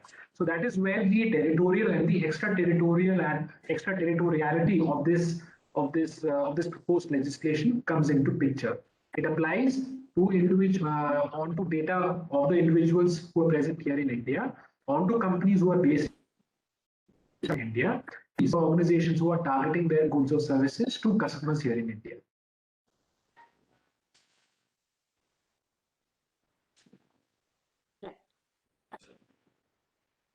Do we have any other questions? Anyone else? Okay, Gurmeet, we hand it over to you now. Thank you so much, Sharanya and Prashant, for a very insightful, very interesting, and I'm sure very informative presentations. Our members would be enriching with it. And our sincere, heartfelt gratitude to you. As a famous quote says, feeling gratitude and not expressing it is like wrapping a present and not giving it. So I must convey our gratitude to you for a wonderful presentation. And let me request our executive board member, Mr. Dinesh Gupta, CEO and founder of very famous software, Busy Software, Busy Accounting Software, to formally express a vote of thanks to you and to the audience for joining us today. And we look forward to many more such sessions with joining Lakshmi Kumaran and Sridharan on various different topics of interest to our membership. Thank you so much. Over to you, Dinesh ji.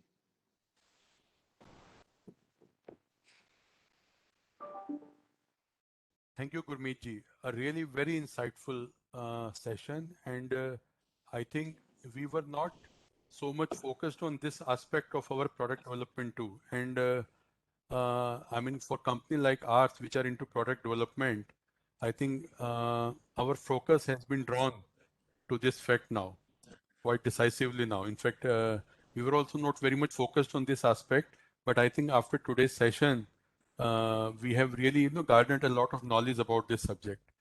So, good evening, ladies and gentlemen. There is an important saying by Mr. John Kennedy. As we express our gratitude, we must never forget that the highest appreciation is not to utter words but to live by them. It is a great honor and privilege for me to propose vote of thanks on behalf of the Council to the speakers, and in particular Ms. Sharanya Lakshmi Kumaran and Mr. Prashant Phillips, partners Lakshmi Kumaran and Sridharan attorneys, as well as the delegates who joined us today. Data protection laws around the world aim to give back individuals control over the data, empowering them to know how their data is being used, by whom, and why, thereby giving them control over how their personal data is being processed and used. I'm sure that today's initiative must have enriched all of us on this important subject, and we all would be feeling wiser on this subject. I also thank Mr. Mandeep Puri, past chairman ESC, and all other executive committee members ESC for joining us today. Ladies and gentlemen, finally, the successful culmination of this program owes much to the support of all of you for making this event a resounding success. I thank all the participants for making it convenient to attend. With these words, let me conclude the session by wishing you all to stay safe and healthy. Thank you very much. Thank you. Thank you so much. Thank you so much. Thanks once again. Thank you. And special thanks to Manoj ji also for taking this